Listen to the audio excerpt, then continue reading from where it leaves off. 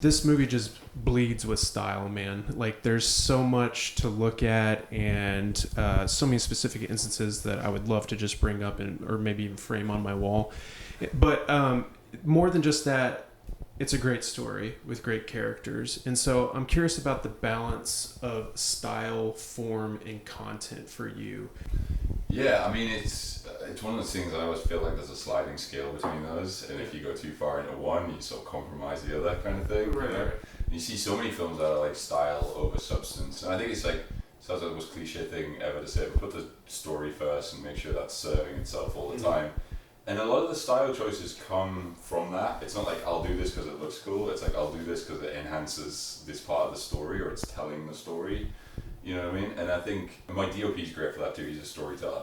He's a great, he's a great image maker. But he's also like, if this is not serving the story, like why are we doing it? So we always like question ourselves with that. It's like we're not just going to put like a cool light here for this moment. It's like what is that telling us narratively in that moment of the story? So all that stuff has to be part of the narrative equally, you know what I mean? So I think, and when you do that, you just rely on your instincts and it kind of just comes naturally, you know? It's like you're not like overthinking any element, it just kind of feels right. And I got a great team around me who will like keep me in check. If I start doing something, I'm like, well, that looks cool, let's just shoot that. And they're like, no, don't, like, hone it in, you know? Yeah. Is there a balance to, like when you have a cool moment or you have a cool shot? Like for instance, I love this sequence where it involves spray painting something and then there's like this really cool orange light.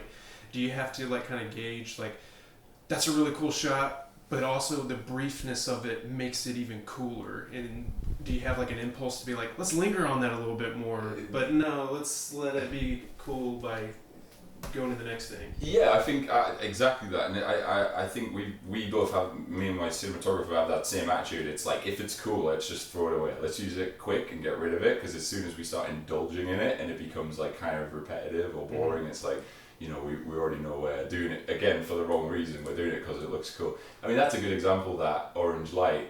You know, you wouldn't believe the story that goes behind how much detail went into that light. It's actually a sodium vapor bulb, which to me I'm like, what are you even talking about, Will? And he's like, well, remember I don't know if you had them over here, but in the UK we had orange street lights and they were all sodium vapor. And it's to do with your eyes at night, so it doesn't like disturb your eyes as much. But we got rid of them now, it's all LED, same as everywhere, right? And so he had to get like an old street light, sodium vapor bulb, which he bought from like Ireland off eBay. And then these guys, it has like a full ballast that goes. So that he was so adamant that that was the light he wanted to use when he becomes the Jackdaw. And I was like, just use an orange LED, man. It's not gonna make any difference. He was like, it will, and it does. He's right. It's like fire. You know, it's something. So it has a different quality about it. So you know, we did like make a stylistic choice for that, but it was kind of like there's no reason why he wouldn't have that as a work light in that garage, you know. So but it's I think that's one of those moments where maybe he would lean into like the style and I'll be like, don't just use it for everything, let's just use it once or twice, you know. Yeah.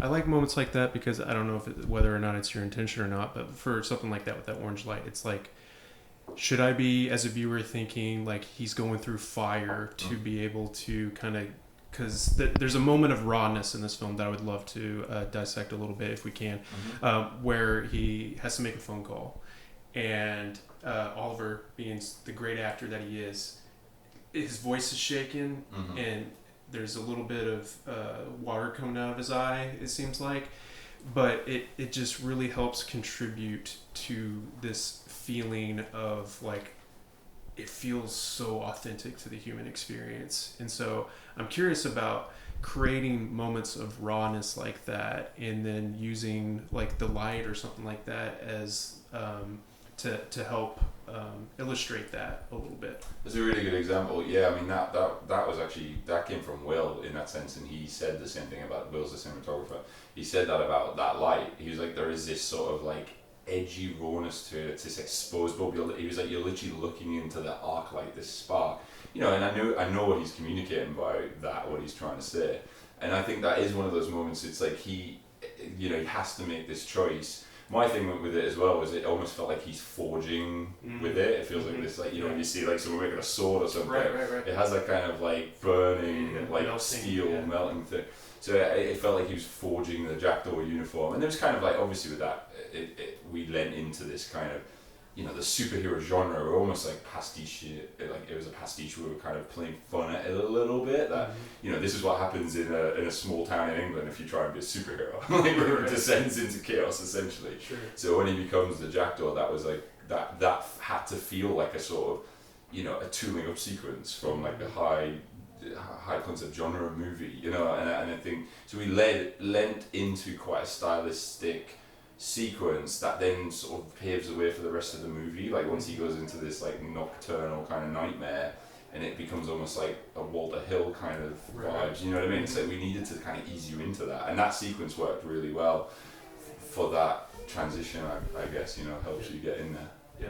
Speaking of transitions, I feel like sound design is a really great tool and establishes a through line between one scene to the next. A good example, without being like a big scene that kind of gives things away, is toward the beginning when we see him in a kayak and we see these windmills, and the way that it sounds, it's so dreamy like he's in fear of like what he's about to do. And then you have moments that are a little more, the sound design is more purposeful in establishing like this transitional moment with like, you have a shot and we're rolling down the road and then he goes, and so I'm curious about using sound design for these transitional moments and using it to kind of serve as part of the storytelling. Yeah, so my background actually, my university degree is in sound engineering, so I knew always that it was going to play a big part in this film, and I had a great team doing the sound, and I sat with them for a lot of these sessions so we could really play with like elevating the story a step further. I mean, you see the rough cut with a kind of rough sound on it and whatever, and offline versus where it ended up. It's like the film was a whole new thing by the end of it, and even stuff like the sound of that motorbike, depending on his emotions in the scene, like is he feeling powerful and he's doing well in this moment, or is this like a disastrous moment for him? And we would like distort the sound of the engines. I never wanted it to be naturalistic. I felt like there was a whole element to world building that we could do with the sound, and like the wind turbines is a good example because it almost starts, that part of the film almost feels kind of a little bit more drama-esque and a bit more social realism. And for me, you go out there and it's this sort of serenity. It's quite beautiful as well. So you go out to the North Sea, it's relatively calm, and it's kind of like actually there's a pastoral element to this film. There's the industry and like the heavy metal and the Blade Runner type landscape, and there's also like the beautiful, and that kind of represents the masculine and the feminine within that character to me. So that was one of those moments where I just wanted like the naturalism to come through, and you hear the seagulls and you hear the wind, you hear the thing, and that's kind of, he's almost like meditative with that, probably, or thinking about what he's about to do.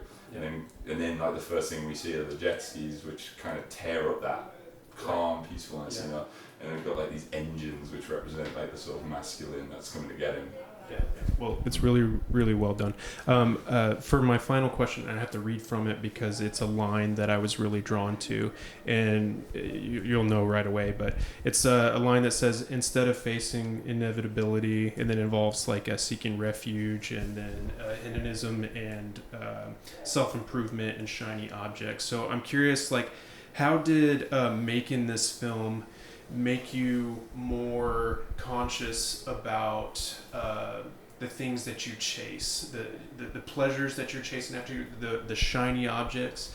Has it changed your relationship with chasing those sorts of things, or because you have included this line in the film, maybe you've always been kind of conscious about it?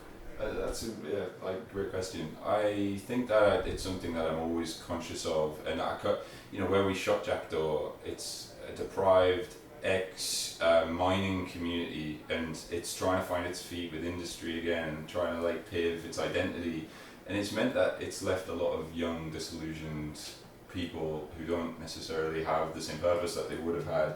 That for me is the theme of Jackdaw. It's like what happens to a community. It's a fictional world that it's set in, definitely, but it's leaning into these themes of where I come from, and when you don't have like a true purpose, what else do you have left? And you chase like wealth or whatever it is, and it's like you feel like that stature is going to give you some reason to exist essentially, and it often leads down a certain path.